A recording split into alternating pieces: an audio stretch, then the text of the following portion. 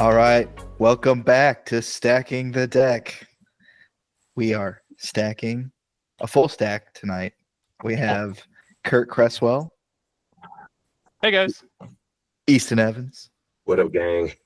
That's right. And look, y'all, I was bad. Okay, I got delayed. I posted our last video today. Oh, nice. Yeah. So the last video that was posted today is at the end of the Houston Collectacon, where we gave our thoughts prior to the Collectacon happening. And now we're going to be giving our thoughts of Houston Collectacon after it has happened. So there's some other TCG news. I'm gonna hit on some of the highlights. Maybe we can squeeze them in later. But Digimon's got a mobile card game coming up. That's a thing. That could be cool. Crazy. People still play Digimon? Insane. I know, big if true, right? They're trying to force this thing out since everybody else's IPs are doing well. Since like Lorcana and One Piece, they're like, let's force this. Digimon. They're on the death throes, man. They're going dee doo dee doo dee doo. Oh no. Yeah, they're fighting against Lance at the end of the Elite Four. Oh yeah, and you add a full restores. Oh, you know, and you ain't got no Pokemon with ice type moves. You down to your dick and balls, bro. Yeah. It's that's it. You keep resetting the game. It's the same because you're the same thing every time. Yeah, you got 2 Pokemon left, and then there's they got 3/4 of their health going up against Lance. You're like, I hate this game. Dragonite hits me with one more Hyper Beam crit, and I'm ending it all, dude. Yeah, I'm turning the game off and just starting the Elite Four fresh. Yeah, bro, I got my Gengar. He knows hypnosis, but it only hits 75%. You push A, you just keep tapping A, you're like, please Lord, just let it hit. Oh man, was I the only person that did that with the Ultra Ball when I was catching the legendaries or down left plus A was mine. Mine was B. Mine was down B. I thought the down B was it. Yeah, because you would look it up on Google, on game FAQs or whatever, and it was to get an easier time catching, hold down plus left plus A and B. And literally I trained as a kid. I had the muscle memory to do that. I still do that in Pokemon games. I might too, actually. You still do it. I was a tapper. Oh yeah, you would hit it over and over. Yeah. And then I got smart and got the little catch rate calculator, and I'm like, shit, I got a 0.2% with this Ultra Ball, 1%, and they were sleep too. Yeah, it sucked. The craziest grind that I went on as a kid. Again, we'll get back to our TCG topic, I suppose. But the catching Abra early game, dude. You know what I'm talking about, right? It's right above Celadon City, or no, it's not Celadon. No, after Nugget Bridge. Yeah, after Nugget Bridge. You go in the grass, and you're most of the time you get Oddish. And you're like, bro, I don't want Oddish. I want Abra. He's that shadow figure. First playing, I didn't even know you could find Abra in there, but all of a sudden it popped up, and I was like, oh, I was hyped. Yeah. And then I remember that son of a bitch just teleported on me. What? Oh, he out. I was like, oh, no problem. I'll go get it again. 3 hours later. Bro, he done teleported out the damn game. Yeah. he said, I'm in a different bush now. I'm in a different tall grass now. Oh, man. You might catch me on Pokemon Gold or Silver. Yeah. And then not even knowing how to evolve, I had a Kadabra that was level 75. I'm like, win. Win. No friend type beat. Yeah, I hear that. Yeah. Oh, it's too funny. All right, so card games, right? That's what we're supposed to talk about. We do be talking about card games. Beckett, you're creating One Piece World's prize cards with custom labels, so that's Beckett's still trying to be relevant. I feel like that's a DSG type move too, but hey. It's crazy that those people decided to go the grading route whenever the the raw prices for those Worlds cards were so high. I think we reported on it on a podcast episode, but they were offering $250,000 for first place, just raw, not graded or anything like that. Some of the highest money I've ever seen trophy cards be offered for. And interesting that they're making it a whole event to get the custom labels on Beckett, but I mean, Wild. Well, speaking of One Piece too, Kurt, maybe you and I go to this. I don't know. There might be some EV to be explored here, but for the first time, at least in the US, they're hosting One Piece Day. I don't know if you're familiar with this, but it's a celebration they have for One Piece in Japan. Yeah. And it's being held in Dallas on March 8th and 9th. So. Oh, okay. So, like last month? Oh, crap. It is. Dang. I thought it said. I thought, oh my God. I thought it was May. That's the when you said that, I was like, are you talking about like 2026? No, we missed. Okay, well, you know what? We next time. It already happened. It was a good time. There was definitely EV to be had from the people that I knew that went. So yeah, I pulled the news article and it said Dallas and One Piece Day. That's what got me was the graphic, and then I was like, oh, okay, March. No, it's April. March 8th and 9th. And March comes before April, apparently. So hey, just hit the heads on Time Wizard and you can go back as far as you want, man. Dude, always Time Wizard. Disney Lorcana bans their first cards. I think that's kind of worth mentioning. Yeah. Prior they were just doing erratas. So banning is the hotness. I have not necessarily on the bans, but Disney Lorcana card prices are in the toilet. Oh, really? They have printed everything that isn't first chapter, so the very first set. They have printed it into the ground. I was talking about this with someone today. That he plays it enough that he follows the card prices, and what was a $40 card a couple months ago is down to like $10. Ooh. Like the only cards that are holding their value outside of the enchanteds, outside of like the alt arts, right? Those have a little bit of value, but the only cards that are holding value are first chapter cards. Now, other than that, they're just printing them into the ground. Do you think that's because the play scene has shrunk? Like, are you talking like playables have come down a lot in price, or like what do you think the reason is?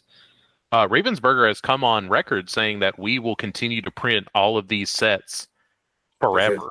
Oh, so just overprinting then? Okay, correct. They said it from the beginning. I mean, they said that from rip that they will print. I mean, you can still every once in a while you can still find first chapter out in the wild too, but it's just a lot more rare because we're on like what set 6, set 7 now for Lorcana.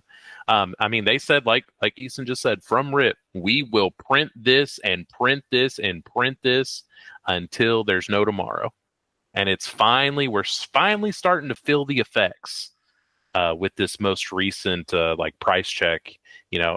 I would say at least for me, I played Lorcana a little bit, set 1, set 2, set 3, would go to locals, stuff like that. I went to a couple of tournaments around the DFW area. But in like set 4, 5, around there, I was just priced out of it. I'm not spending. Yeah, I don't blame you, dude. $60 a card whenever I need 4 of those motherfuckers in my deck. I'm just not going to drop a band to play a non-main card game. So yeah. That same $60 card is now $12. I looked it up. So look, maybe this is them getting ready. Since aren't they doing a mobile app as well? Well, I was gonna share that. Yeah, they are doing a mobile app. I think they're doing. I think because they had Pixelborn and then they said no dice with that, and so they wanted to create their own version of that, and so they do have one coming out. But which makes me wonder, like, how much are they committing to the long haul, or how much are they into trying to extract as much resources and revenue from their user base? Because the overprinting is obviously making this not a competitor or not a investor game, and as well as like the trophy cards. I don't know how much they go for as well, but quite a bit. The trophy cards are very lucrative still. You hit up you get a golden Mickey at a regional level event. I think golden Mickeys are given to like either top 8 or top 4. That's still a $10,000 card that you can sell for, very well documented. Their high end promos are still very sought after. It's just obviously getting there is the difficult part. High end promos, yes, but I mean, as far as just regular cards now, It is. You're feeling the effects. It's pretty crazy.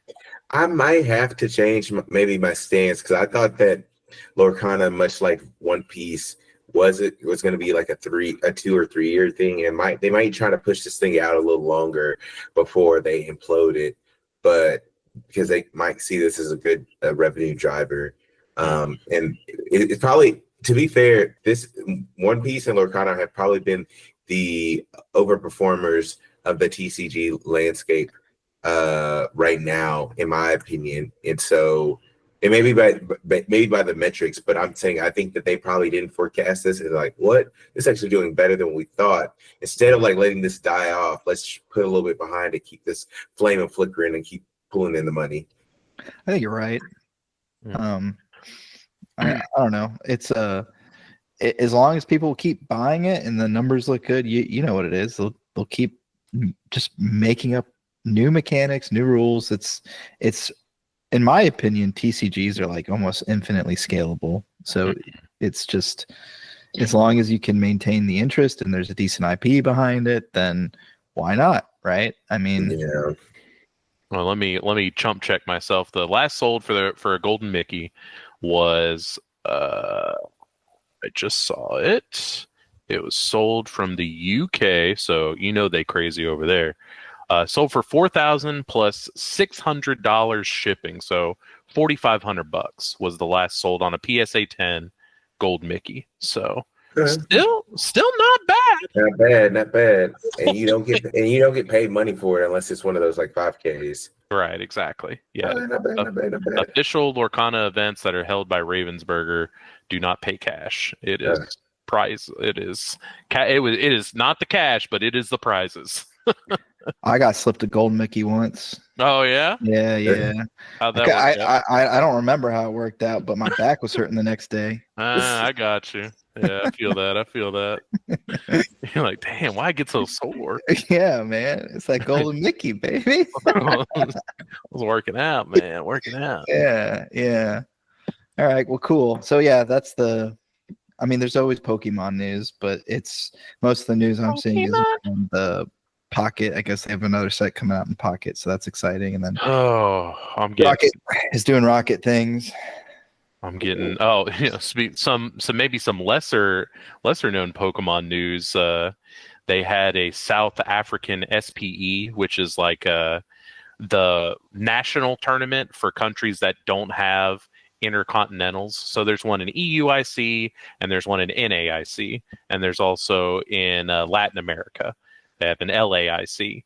But for places that aren't big, like the countries that don't have a big enough scene, they do things called SPEs, or special events. And there was one in South Africa, and they played day 2 at a person's house. That's awesome. We're talking about doing that at Steve's house with Metazoo. Yeah, like Boy Scouts. They only had the event space for one day. So Top Cut had to be played at someone's house. The judges were using Chat GPT if they had a rulings question.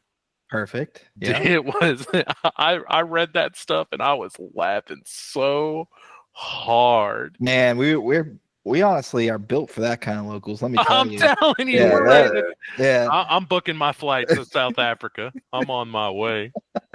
They're like Kurt Cresswell, the South African champion. I'm just fucking posted up in someone's living room with like a picture of their grandma behind me. Like, hell yeah. Yeah, that's someone's not was it Nan? Yeah, there you go. the ultimate Spike play there. Yeah. Oh god.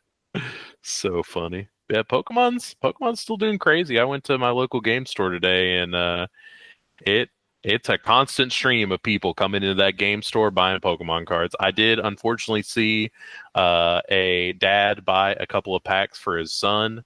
His son did not get any shiny cards and started crying. Oh, and awesome. And I kind of mumbled on it. Sucks to suck. And the dad's like, it's okay, buddy. You know, not every pack is a winner. Not everything's gonna be there. You gotta teach them young, man. You gotta let them know that this slot machine does not always pay out. That's awesome. Yeah, I do what my parents did and said, like you got to do a week's worth of chores and you get one pack. That's it. Yeah. Yeah. That's the one. And they're gonna get a Metazoo pack. They're not gonna know any different. I'm gonna tell my kid that that Meta one is like actually the rare thing that the kids are gonna want. My kid's gonna rock up to school. They all got Pokemon, and then he's gonna be like, "What's Metazoo?" He busts out this card with his pentagram. He's got Black Mass. I was gonna say he's got Black Like Mass. that. That's gonna be the card. Boy. Yeah. I get Regular called into marker. the principal's office. They said, "Yeah, your son brought something inappropriate to school." I said, "Uh-oh, how dare he?" He got into Papa's cards again. Yeah. Damn. Oh god. At least it's not the Saddam Hussein poker cards. Can't get into those. I mean, dude, you pull a Saddam Hussein rookie, and it's straight to eBay for me, man. Yeah. That is legendary. There ain't no ifs, ands, or buts about that. Yeah. You know, you laugh, but there's like a subset of like military trading cards, and the hit in the box is the Saddam Hussein card. Like it's worth decent money, but it's a real thing. Well, what are we doing talking about Pokemon, man? Dude, let's talk about pulling the Saddam cookie card, man. You heard of the Jordan? You know, you heard of the 85 Jordan, bro. We're pulling the Saddam rookie. What traits does it have? Dig, burrow, yeah, burrow, hide, yeah, explosion. What is it? Explosion. What's the tokens that Barbecue Sam used to have? The explosion tokens. He's like 12 of them. Yeah, he's like the Barbecue Sam of. Oh man, this is gonna be. Is it Iraq or Iran? I forget. Iraq. Okay. And the alt art is the picture of him that they took after they found him. You know, he's looking all like he just woke up out of bed. He kind of looked like a TCG player. I mean, depending on the level of event, yeah, man. I think I've seen him at Yu-Gi-Oh local. I was gonna say definitely Yu-Gi-Oh. Yeah, he'd be smelling like it for sure. No way you're seeing the Saddam cosplayer at Yu-Gi-Oh locals. Yeah. Dude, and you know he's playing the D-Gen shit too. Oh, of course. Yeah, he gonna shark you on the wrong chain link or something. You know. Oh my god. And just like that, he's calling it a missile strike. Absolutely. Oh my god.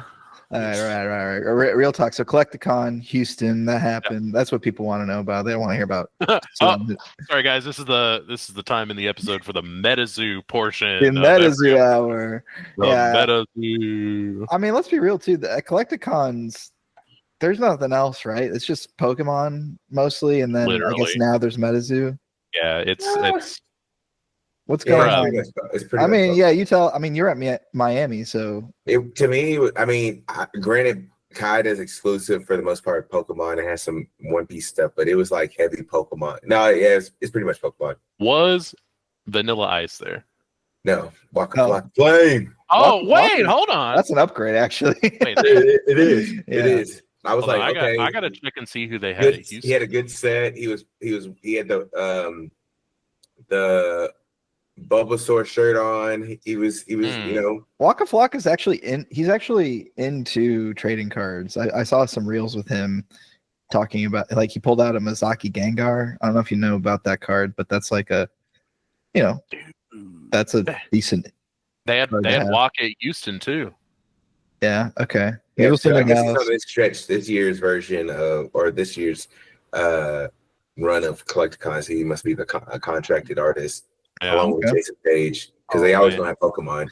Oh no, not Jason Page. Not Jason Plague, dude. Hate that guy. Gotta put down that crack pipe, bro.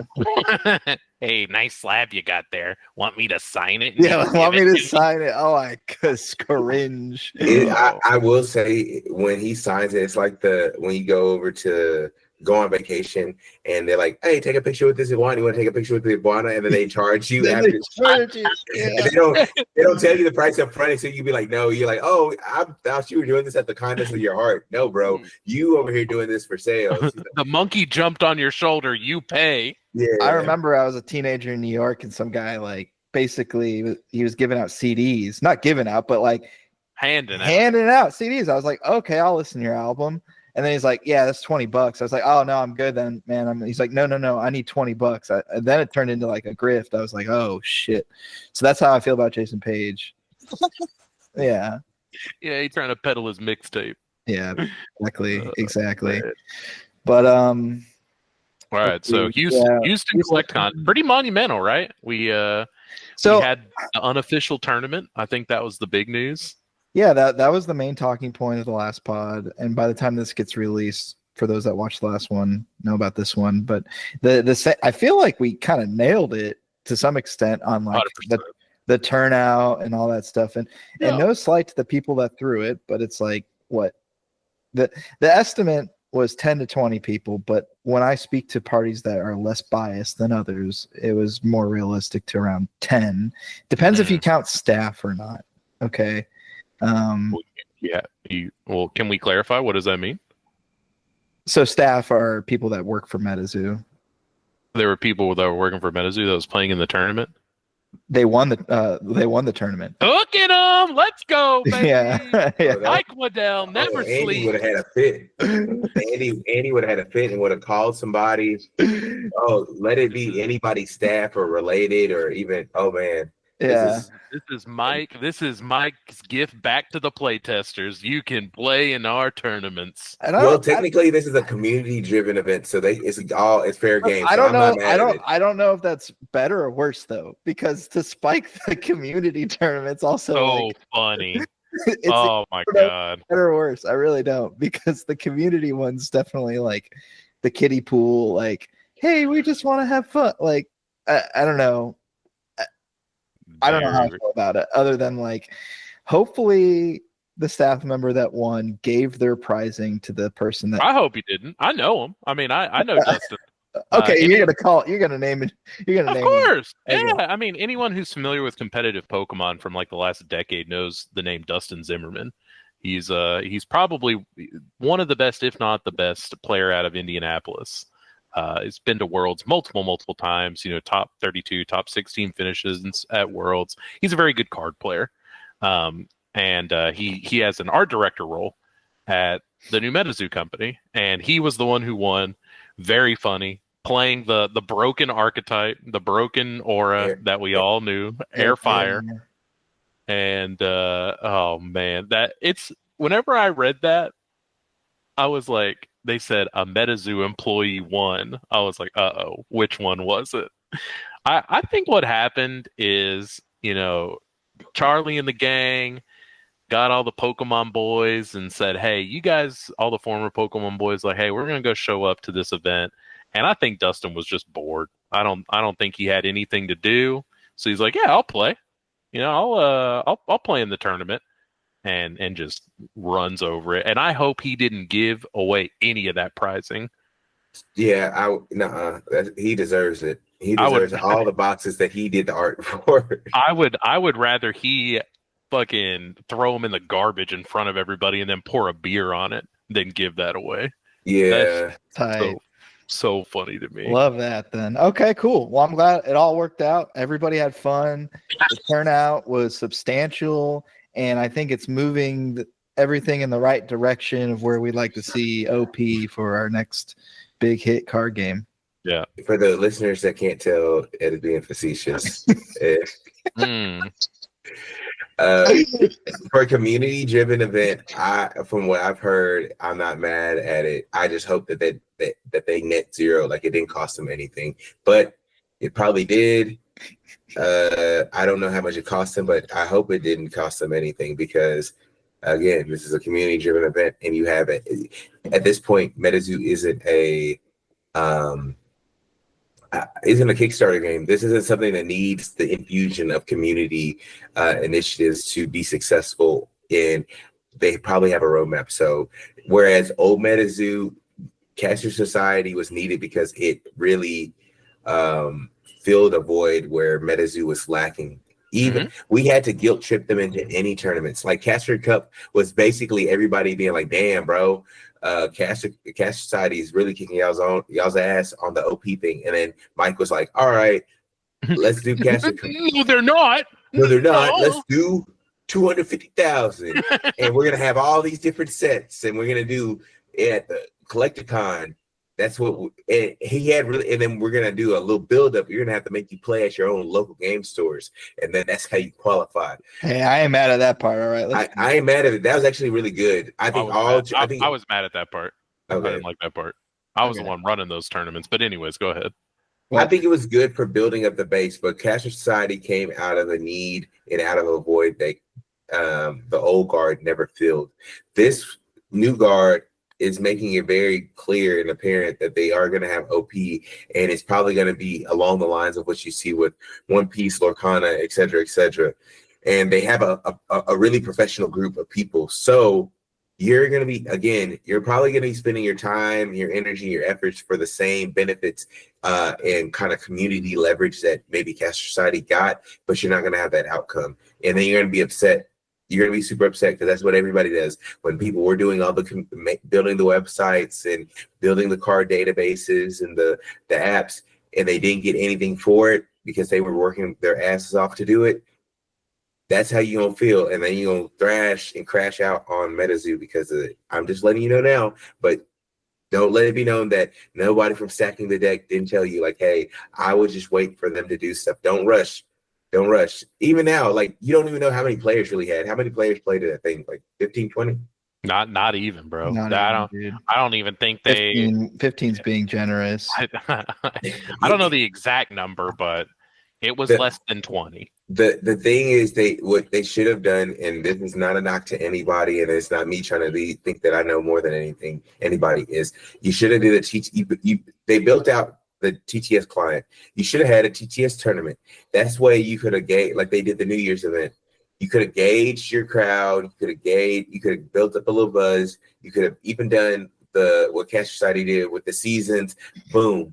That's why you can kind of build some buzz. You can get your name out there, and you can get a accurate check of how many people are playing in what regions, what areas, and then you roll in with the in-person event. You don't start with the in-person event because I don't know. Like, if you treat it like a release event tournament, I feel like you could. And the thing is, it's complicated because the way the company wanted to interact with the community function, right? So it's like their phrasing is like, what, we're boosting it or whatever. Yeah. In my opinion, at least me, if I was a new card game that I wanted to be played in paper, then especially if I was at a Collectacon, I mean, I would have coordinated to have the event on Saturday evening of the con because everybody had been there, and I would have advertised it during the con saying, hey, tonight come at this location, and there's going to be a tournament. There's a sign up. If it fills or whatever, that's great. And then, I don't know, just you could call it your release event tournament. That's the thing. I don't know, maybe I'm being too reductive. Maybe there's more complexities that I'm not aware of, but it doesn't seem like it's that much effort to really kind of boost something like that in a productive way. I don't think it was that. I think it's the community organizers is what I think that it is. It's like if you have a release event of tournament, most times it's at LGSs, which is almost a net positive for them because they're getting so much foot traffic, new players potentially, and they're moving off those hideous release event decks, like depending on what set it was. So you're moving off product that you probably had to buy because of your distribution deal or anything. Yeah, like SKU requirements. You had to buy those. You had to buy it. I'm saying for the organizers who were all community people, I don't think that it was in their best interest. I think that they should have probably built it up because it seems like to me, everybody's trying to wants to kind of also fill in the whole of Caster Society. And it's like, yeah, these guys, they need to be careful with you're playing with fire is really what it is. Like the company at this point needs to nut up or shut up. If they want to run events, they'll run events. If not, then they won't. And you won't play the game. You'll just play with your friend, and maybe that's kind of what they want this to be too. But until that time comes, I would just sit it out. It's not worth trying to white knight it or whatever and say, oh, we're here for the moonity and the I don't know. We need that old feeling again. Okay, well, wait till they do something, man. I know it. Yeah, I know it sucks. Like, I know that you want something to happen, but like, we've talked about this. It's like we're beating a dead horse at this point. Yeah. Also, Ethan, don't devalue your insight in this. You were with Caster Society from RIP. You know how it goes. It was a lot of time, a lot of money, and a lot of effort, a lot of late nights. Like, I don't think a lot of people understand how much money was put up in, like, how much time and effort, like, between the collective of us. And even with all the time and us splitting the workload and building an app, acquiring websites, running the events, like, packing boxes. I mean, all this stuff. For the damn love of the game. For the love of the game, it gets to a point where the game might not love you back, and that's when you start to get resentful, and then your resent turns into contempt, and then that's when you're the person on Facebook or in person talking, and you're like shitting on everything that the game stood for or what happened in the background, because your love and passion turned into contempt because you didn't get that admiration that you thought you were going to get. Again, we've touched on it time and time again about this. Do not fall into this trap. This is not Mike and Andy. Well, I mean, everybody wants to go. They want those memories back. That's what it really was. Like, and unfortunately, those days are gone. And even with this new company, they're not going to facilitate it. It's just not going to. It won't. Well, I mean, not yet, right? Like, I think the important thing is you can't force it. You cannot force this to happen with this company. They will not do something that they are not prepared to do. They have a full plan. They have a full rollout. They're just not going to do it. And that is simple as that. And to think that you can influence that is silly. It's just not. Yeah. It's just not going to happen. And I'm sorry that you might think that that's the case, but this is not the zoo of old. This isn't it. Now, they'll listen to us. We've seen that. Charlie's very vocal about, concerns in the Discord and stuff like that, but it ain't Mike vocal. It ain't Andy vocal, right? Yeah, no, what I'm getting at in particular is more so like I guess figuring out when there might be some action made as far as like, how do you engage with the player community, right? There's been a lot of stride and maybe we'll see something closer. Maybe we'll see an actual release deck tournament in Dallas. They'll have release decks at that point. Yeah, we talked about that, right? Last week on we have those flex decks that are slated to be around the same time. I think they released the week after Dallas Collectacon, like officially. This would be a perfect opportunity for them to get that first look. That first touch on those flex decks, and they could run something. It would be very nice. And I don't know if we spoke about it on the pod, but I think a perfect setup would be run 8-man pods. You charge $25, which is the MSRP for that flex deck. You have those 8-man pods. If you win the pod, you get put into a bigger tournament with another random flex deck on day 2. And that's where you play for the prize cards. That's where you play for the glory. We're not getting cash. We're not doing that. But we're getting prize cards, and it still facilitates a learn-to-play atmosphere, right? Everyone can try the game if they want with that flex deck.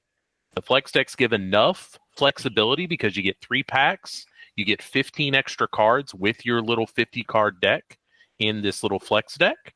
So it provides enough differential that you're just not playing the exact cookie cutter deck. Even if you both have the same flex deck, you're still not playing the same cookie cutter list in essence. And I think that would really go a long way. And of course, it could just not be that.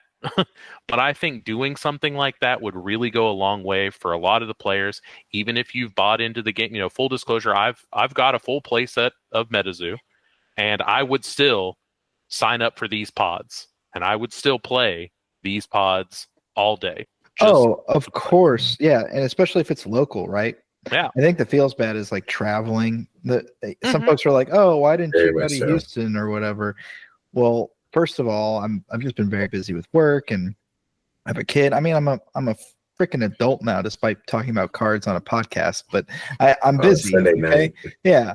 Yeah. But the reality is, on top of that, if I'm gonna go, it has to be worth my while. I'm sorry, I don't mean to sound like a Spike or some goblin, but what a curt response. No, if I'm He traveling, isn't there, y'all. That's what he said, basically. Yeah, 100%. If I'm traveling, I'm not even gonna play or foot around it. If I'm traveling, I need to know what I'm getting and what the requirements are. It even goes back to like to me, I can't stand the spin a wheel to get a promo thing either. That's mental to me. Like that's so stupid. Listen, if I'm local and I'm going to this and I spin the wheel and I don't get the thing, no big deal. Or if I go to the tournament and it's like I just played cards and the pricing's not even that great, that's fine. Like, it's close to my house. I just go home and I had fun playing cards. Yeah. But for me to travel 4 hours and put up for a hotel and pay for the convention, it's not even remotely within the spectrum of worth my time at all. So at least that's where I'm at. I know everybody's kind of got different things and different priorities, and but even for Meta 1, that's where it was. Like the events that I traveled to, I knew that there would be at least some level of, if I top 32'd, I'd get a promo card that was special enough for me to sell to pay for my plane ticket, right? And at the very least, that covered my costs, and I had a great time playing cards with the boys. And you made the memory, and you didn't break the bank. Yep, exactly. So there needs to be some of that if you want to see at least some influx of like people going to your conventions or going to your tournaments, at least down the road. And again, this one wasn't it. And then to expect Metazoo to have done something special tournament wise when they really made no announcement about it, I'm not putting that on them. That's unreasonable. Nope. But I mean, they've set that precedent, right? Yeah. They're not going to do something on a whim. This is not the Monday before Collectacon. You get a ping from Chaos Crystal Enthusiasts telling you that there's a tournament at Collectacon, and you're having to pay $500 for a flight, $400 for a hotel. But we would though. We would. I do it with the swiftness. I'm itching for those feelings again. Shush. I'm itching for that feeling again. We're having a trophy tournament in Seattle in 3 days. All right. Yeah. Let's see if Frontier flies out of there. And this is the first release of our trophy card, the first limited release of these trophy cards that you can get are going to be at this tournament. We won't be reprinting them. Good luck. Yep. Sorry, honey. I gotta do this. I gotta go visit a family emergency. I got an investor meeting to get to. So they're flying me out. Sorry, hon. Oh man, but speaking of those first releases, we did see some first releases at Houston. We saw the convention packs being utilized for the first time. Sort of surprisingly to me, they were just selling the convention packs. I didn't like that. I'm going to come out and say I didn't like that, man. Hated it. I hated that there was no limit to how much you could buy. They had them packaged up in like a 20-pack box and a 50-pack box. And they said, buy what you want. And it's like, well, that... You know how bad that is for like... On so many, let me start with level 1. Level 1 is, so there's these guys that were going in buying like what? I think probably close to $30K was spent on getting those boxes is the rumor, and it amongst like 3 to 5 people. But let's put this in perspective. What made the original convention packs so sought after for Metazoo or all the other, like the Cannabis sample pack, whatever your indie was the fact that the only way to get them was by being at the convention, and it was grass in line. And it was relatively speaking. Now, some people looped the line and they kind of like cheated it, but for the most part, it was 1 pack per person. You would go in line, and that was the only time to get. And again, there just wasn't that many available. You'd go on the secondary market, and the prices would hold on them, and that was another way to recoup your cost. You could, if you went to Houston Collectacon, Metazoo 1 launch, you could get that con promo. If you pulled the Collectacon stamped Mothman and you sold it, it would have paid for your hotel, your airfare, or your gas or whatever. And then maybe and then some. And then on top of that, you would have had a great weekend, playing cards or hanging out with friends, whatever that might be. But the fact that you could buy essentially, I don't want to say cases, but like volume of convention packs. Oh, there was no limit to it. They had bukus of them for sale. Like, pallets basically. There felt like there was no end to the amount that you could purchase. And dude, that's such a feels bad. Like, I didn't like that the only way to get the snipe promo outside of spinning it on the wheel was you had to spend over $200 for a chance to get it too. So not only did you have to spend $200, but you would get a chance at one of the promos for the event. And again, I don't know, man, like, just give that shit away for free to people that showed up to your booth. I mean, come on. We're talking the money, but the overhead. Let's not act like y'all weren't over here getting freaking was it Alakazam with the Game Shark, and y'all was over here trading to get the Alakazam back in red and blue. No, y'all was over here using Game Sharks, cheating. No. So you traded to get you traded to get your Alakazam? 100%. Yeah, me too. And my champ. Well, no, I just shared my story earlier. I had a level 75 Kadabra, bro. I just was out there grinding. Oh, okay. What about Steelix? Steelix, you made a trade with the. I didn't, man. I didn't. Okay. I lived in blissful. I was ignorant. I'm not the guy to ask about this type of stuff. Kurt was a Boy Scout. Okay. And I would have if I knew it was a thing. I didn't have that in my life. I don't know how to explain it. I had Pokemon Red. You didn't bring your Game Boy to school. I got it, bro. My parents were weird about video games. I was like that weird kid that they were like that had a Game Boy sometimes. I think I've shared this before. My parents just used my Game Boy as a way to punish me when I got in trouble. they gave it to me just so they could take it away from me to keep me in check.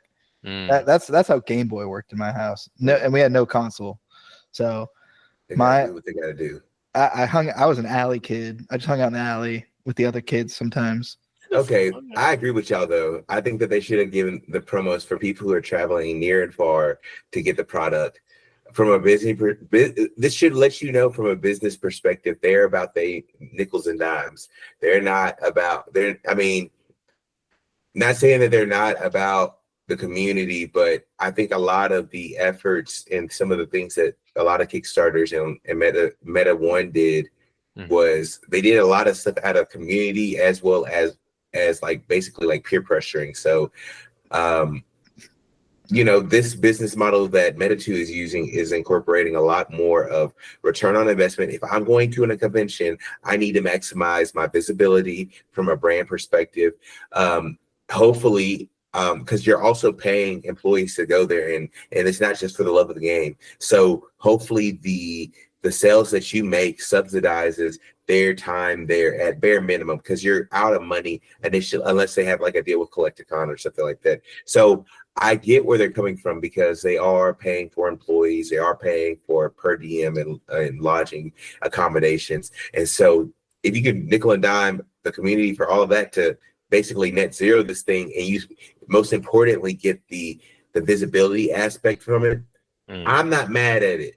But I think that the Kickstarter community has to mature a little bit, and it's not everything isn't free tendies. Those days are long gone. It's true, but we like the free tendies. Oh no, I do too. We used to the free tendies. I get what you're saying. They need to make money. That's where it comes from, right? Or just offset their costs. They don't have to they just need if you offset your cost, you have a longer roadway. At this point, you don't want to be and I learned this just between my time at Cash Society, you can spend all this money, but it shrinks your roadway up to how long you can last. They probably have in their mind, okay, if we do this, we can last maybe 18 months, 24 months. If we do this and don't, because you're not going to make money the first couple of sets, you're going to be losing money.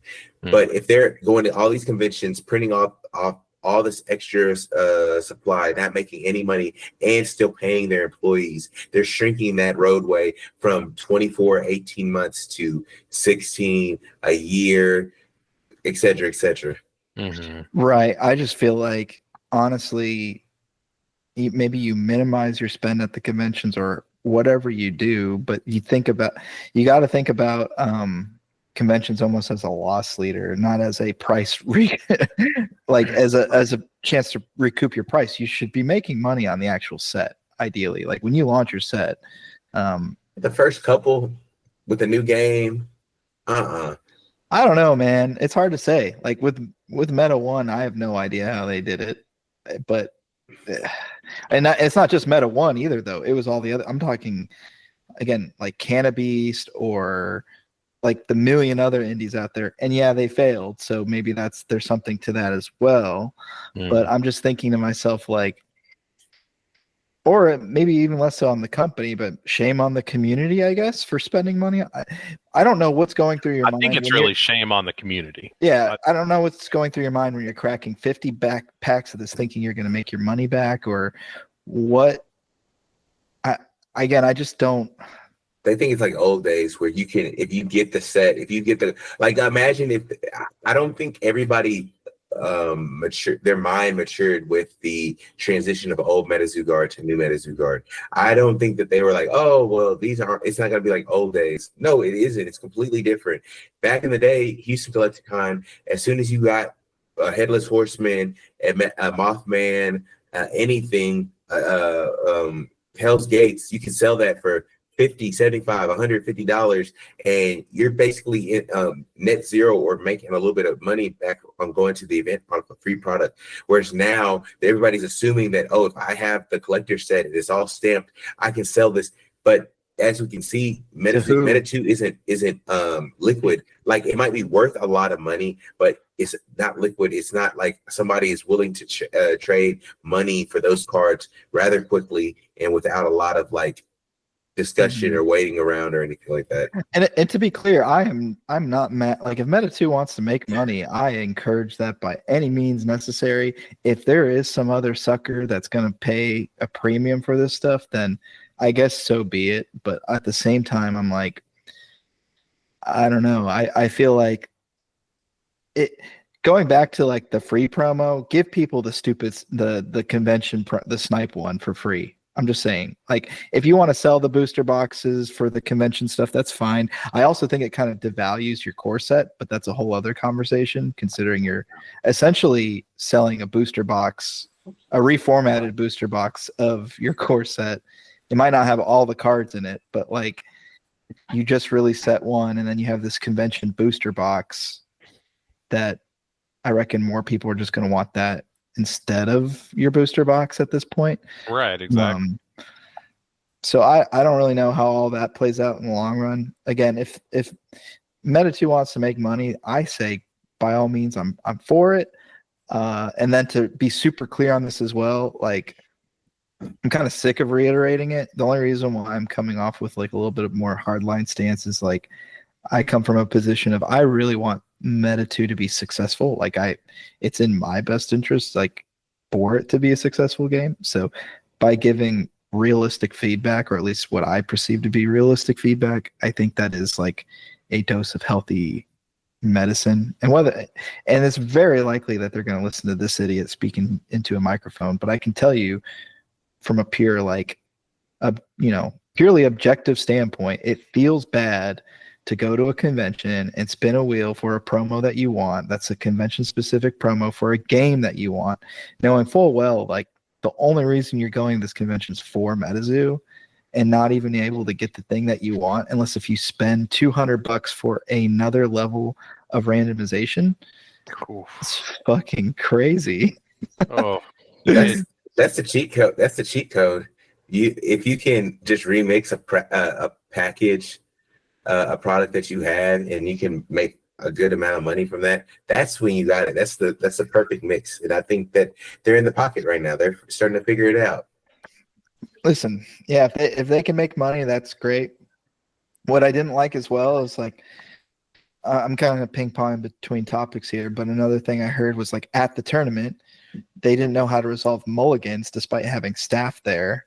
And the staff said, I don't know, just do whatever you guys want. as far as mulliganing goes. And they're like, well, since there's nothing in the rules about mulliganing, I guess we'll do no mulligans. But even that, from a rule standpoint, not having like a judge somewhat program filled out. And again, I know this was a community thing. They were going to have they would have the event even without the judge, which again, maybe shame on the community again for this one. But also, like, I don't know, man. Like, I feel like if you're going to release set one, you should have at least a fleshed out rule set, or I don't know. Maybe I'm being too critical, but this is stuff that I want, man. I'm gonna complain because it makes for better content. Okay, if we can't all be like, well, they're just changing things. It's only been since October, and that's when everything got resolved with the old Metazoo lawsuit. I give them a little bit of pass on that, but I would have enjoyed them having some type of rules or even a judge program, because people are eager, and which is why the community jumped in and did this. But I know that they're trying to do things in their time and make sure it's done with the quality that they want. But I still think that they needed to at least have rules and stuff like that in play, just so people can progress the game. I just think that this is like, maybe I feel a little burned by Sorcery too, because Sorcery launched with so much positive momentum, if not better momentum than Meta 2. Like, I think the art's better. I think the gameplay is better. I like the maturity of it. I like their content. But despite all that, even Sorcery's petered out. And that's mostly because of the fact that they sat on their ass and didn't roll out OP in a timely manner. They fumbled their OP. Yeah. And I think that's something that's a little, and again, it's no slight to anybody, but I just think that it is really hard to crack. But let's look at some of the most successful games that aren't the big three right now. I think OP is hugely successful, really riding on players. Mm-hmm. I think Lorcana is riding a lot on players too, believe it or not. Oh, 100%. So if your game is not thinking about players or is proactively built, even communicating, I want to see an announcement from Meta 2, like sooner rather than later. You don't even have to say what your OP is going to be or what it is. Just say like, hey, in 2026, we'll have it rolled out. Or we're working on a judge program, and here's vague parameters. It's I have a concept of an idea, something, because at this point you just have to give somebody, you have to say something like that to shut people like me up, to say, oh, well, hey, idiot, they're actually planning on it. Okay, cool. All right, well, we get it when we get it, but make an announcement on it. It would be nice. It would be nice. But it wouldn't be Metazoo. Although Meta 2 is completely different and new, it wouldn't be the essence of Metazoo, the residuals of the old guard. And things are just secrets. Yes, there's got to be secrets. There's got to be like some things that we just don't know about. Some things aren't, I won't say all the way fleshed out or planned. Although the rule book for old Metazoo was incredibly small, this one, Meta 2, they have no rule book at all. So. Yeah. No, they have rules, but they have a rule book. It's just the rule book in some places feels like we should have probably proofread this. It's a little ambiguous. Sort of. I mean, that's probably the biggest callback to OG Zoo that you could have. Some of the rules, people are trying to overcomplicate in the rule book and trying to read between the lines in order to like game the system, at the expense of the game itself, as opposed to, oh, well, you wrote it like this, so I'm going to exploit it like that. And it's like, no. And that's how I like to play cards. Time and time again, there is a gameplay chat in the Metazoo main Discord. Time and time again, every time someone that's got a red name or an orange name, it's just like, no, you just play it how you would think you would play it. There's no nuance to it. That's no a sorcery kind of approach too, which I appreciate. I love that. Kind of going back on that organized plan. I know we've talked about it a lot, but we did get, we have some reports of them saying that they are not going to roll out an official organized play. Now, this is all speculation. We're gonna take it with what we say. They're not going to roll out organized play until all of the types have been introduced into the game. Currently, we have 4 types. I don't know if it's all the again, and just for our audience out there, it's either all of the types or I heard all the types too, but I sure hope it's just the next type. Maybe that was I sure hope so, because how much longer? So we've got 8 types in total, and they're releasing a new aura type. You're blurry, by the way. Oh, sorry. They're releasing a new aura type per expansion set. So base set was the 4. Next set is water. They've announced that. We saw that in the showcase. Expansion 2 is the next one. Expansion 3 is the one after that. Expansion 4 is the final type. So we've got 4 more sets before all aura types have been revealed. So, man, that sounds like to me like I'm not getting organized play for a year. That's not good. If that's how it plays out, that's really bad. Game will die. I'm being optimistic, and I think that maybe there's a communication breakdown that happened, and I think it'll probably be I don't know, next set, right? Hopefully. Yeah. I don't know. Maybe they changed it.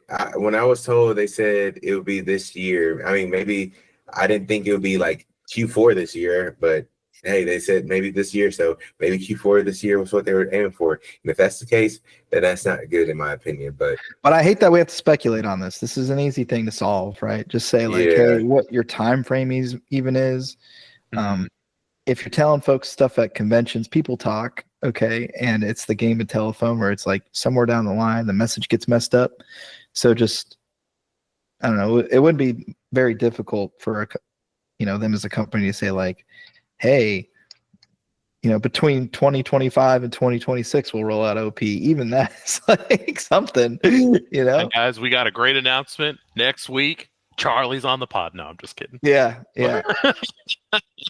Well, and I feel for Charlie too, to some extent. Like that's not really his domain, even. Like, right. I think, listen, he's the business guy or whatever. Like, he's just there to make sure things are running smooth. But I'm not here to put Charlie on blast either. It's mostly just like we as players mostly want to know more about playing the game. Obviously, we've had critiques about the convention elements and what have you. And I mean, even speaking on the announcement front again, it's bizarre to me that there was no coverage of the actual convention in the Discord through the announcements channel, at least. Like, it is a little weird, right? Like there's no hype being built. No, there's no like, hey, like if I was part of the company, I would be posting in the announcements channel of like the stamped cards, which we haven't talked about that yet, but the special convention packs. The last announcement, I think, was like them fumbling an announcement about international distribution, which is Well, let's see what the last that's the last announcement was the distro. Nothing. Now they did talk about the community-led tournament, right? They made an announcement about that, but it doesn't say anything about look out for Houston Collectacon. This is going to be great. This is where we're going to be. And it can't be that hard to just have somebody snap a few pics of the booth and or like what to expect. Like at our booth, you can find T-shirts and keychain and this, that, and the other. And then people will be like, wow, that's so awesome. Let me ask a friend who's there for the thing that I might want. But instead, we get it from a community member in the main chat posting like a phone pic of the little board that's got everything for sale. Yeah. Or like a little hastily made picture of them setting up the booth. Like it ain't got to be like this. No, not at all.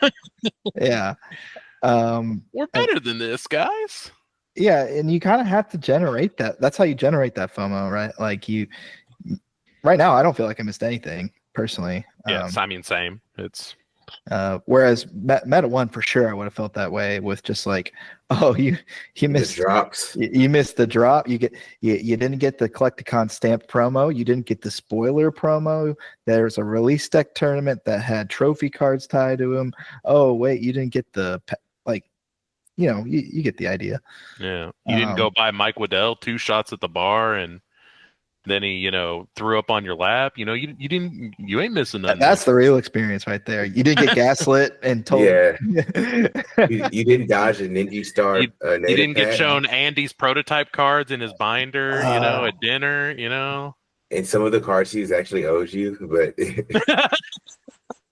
Yeah, again, I don't mean to be dogging the new company or anything like that. It's just I can't be on the gut cut train either, though. Like that's just not me, and that's not also really helpful to the. That's not helpful for what we do here.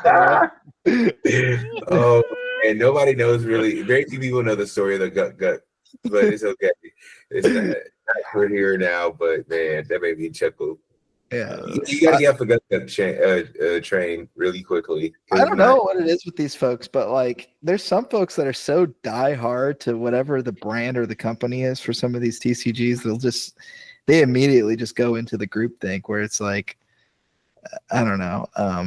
Somebody posted in one of the discords that they're going like, oh yeah, at least the promos at the convention were cheaper than the ones Metazoo sold, and I was like, well, the ones Metazoo sold were on their website, and the ones at the convention were free.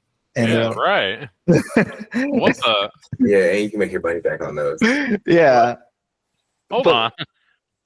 Yeah. Hold on a second. And then their response was like, "Oh, well, you could have got a free promo at this convention." I was like, "Yeah, if you spun the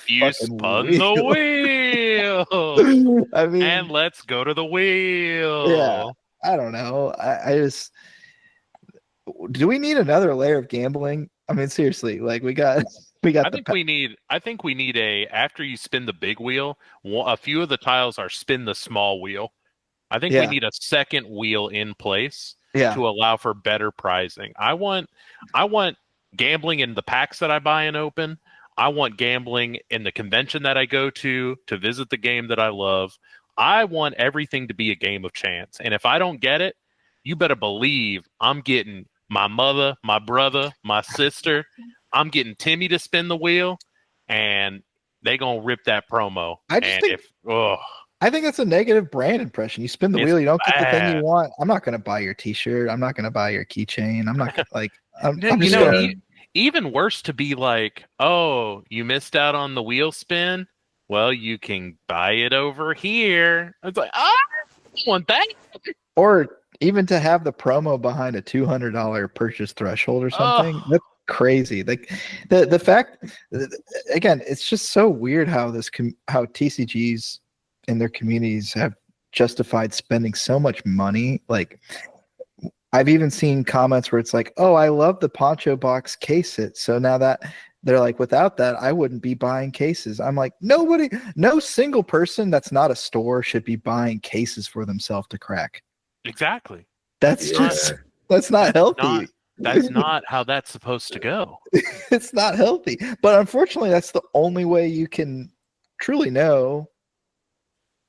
Yeah, that idea was they kind of whiffed on that one because, like, if I was a LGS or a distributor, I would just like, oh, well, you ordered like 3 boxes, so I would just take my word for it. This isn't a Poncho box. This wasn't out of a Poncho box case.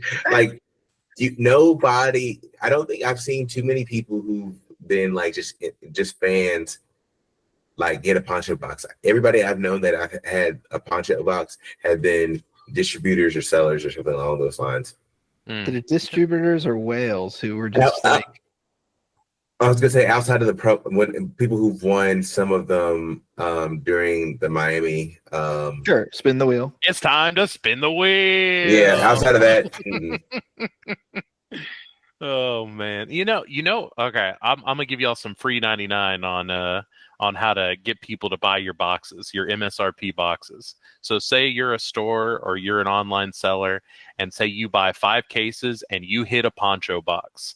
Now, this is what I tell my people that purchase from me. Everyone that bought a box will have the opportunity via a random giveaway. Now, obviously, you can cook that however you wish. But instead of getting your normal 1 box, one of y'all are going to get the Poncho box instead. That's the way to do it, yeah. That's the way, Oh, if you want your chance to get in on the Poncho box, we've got our next wave coming out, and we bought 5 more cases. Hey, maybe we pull 2 poncho boxes in these 5 cases. If you want a chance, buy from us. And if we pull one, it's there. It's for you. I mean, I feel like that's the easiest marketing strategy in the history of forever. You're getting people to buy the regular shit, and one time it's like you buy the mystery egg, and it's like you could get a PS5, but most of the time you just gonna get a sticky hand. Yeah. It's like Peter Griffin. Have you seen that video or like Family Guy? They're like, you could get this. I forget what the guy said, but he's like, you could either get this bot or this boat or the mystery box. I love the mystery box bit. Yeah, it's like, he's like, the mystery box. Yeah, well, it's like, well, why don't we just take the boat? Yeah, but the mystery box could be anything, even a boat. You know how much we've been wanting one of those. Yeah. Well, then why don't we just we'll take the box? Yeah. That's what it is. But even, gosh, man, hey, on the upside, I played like 2 hours of Metazoo today. It was super fun. I love playing the game. It's great. Gameplay's fun.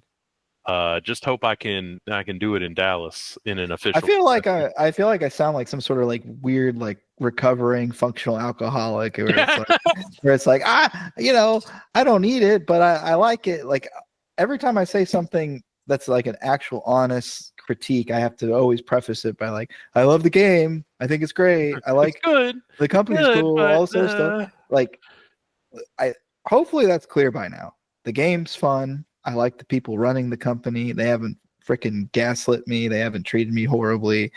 All my criticism comes from purely like, we could do better. That's all. That's really what it is. Of course. Yeah. Of course. Man. And then we won't talk about the stamped cards either, but that's a different combo. Hey, we can hit that up. We can hit that up for next week. Just to let you guys know, there's only one seller selling convention packs on eBay currently. They've sold 60 of them at $8 a piece. Hey, good for them. And they only cost them $250.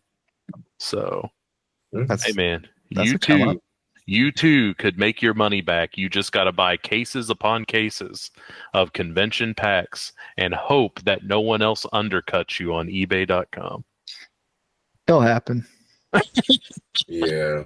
But spending $10K on sealed cases at the Metazoo booth in Houston is not the play. Don't do that, y'all. It ain't it. Some folks will never learn. We've already entered the phase of Metazoo. It's only been out a month. We've already entered the phase. We're already at Yugioh. As soon as you open that sealed plastic, you have lost money on the box. Yeah. Now, every once in a while, you'll open a box of Yu-Gi-Oh cards and you'll hit a QCR that's worth like $300. You say, tell me there's a chance. But 99 times out of 100, you're going to crack that cellophane and you're going to remove that sticker, and your $100 box has turned into a $20 box. And that's just how it is. So cracking ain't the way. Imagine if instead of them making those convention packs, they made tournament packs. Oof. Gosh. That'd go crazy. Yeah. And imagine if they had a tournament. That'd go crazy. Imagine they had a tournament. Imagine how many people would show up to that tournament to play it too. I mean, that'd go crazy. At least. I mean, how many people do they let in Collectacon? At least that many. All of them. They would all at least round one. They would at least like try to play round one. Oh, and spoiler alert, guys, you do not have to keep buying Collectacon tickets. You can just reuse your old badges. They let you in. They do not care. Stop paying for Collectacon. I've been using my Denver Collectacon badge from 2 years ago for the last 2 years. Never had a problem. They treat you the same. So stop buying Collectacon tickets. What if I could redeem it for a Metazoo pack? Now, hold on a second. Yeah, they hole punch it. Yeah. You bring your Metazoo Caster Cup holographic badge in there. Oh, I go crazy. The Collectacon like volunteers are like, I ain't never seen that badge before. What's that one? Yeah, that's right. That's the nice one. I'm telling you. All right, fellas. Well, I think it's been good. I think despite my intense, seemingly negative disposition, I love Metazoo. Seemingly? I love you guys. I love so much about cards and us and Giddm Games. Wow. You like that? That's positive. I like how you spun that Yeah. We should put this section at the beginning. at the beginning. Yeah. Start off with something good. Something Say, good. run it back. All right, let's record it again. All right, everyone. Thanks for stacking the deck. Oh. Here we go. Later, y'all. Later. Easton. All right. Not bad. Not bad. Do you want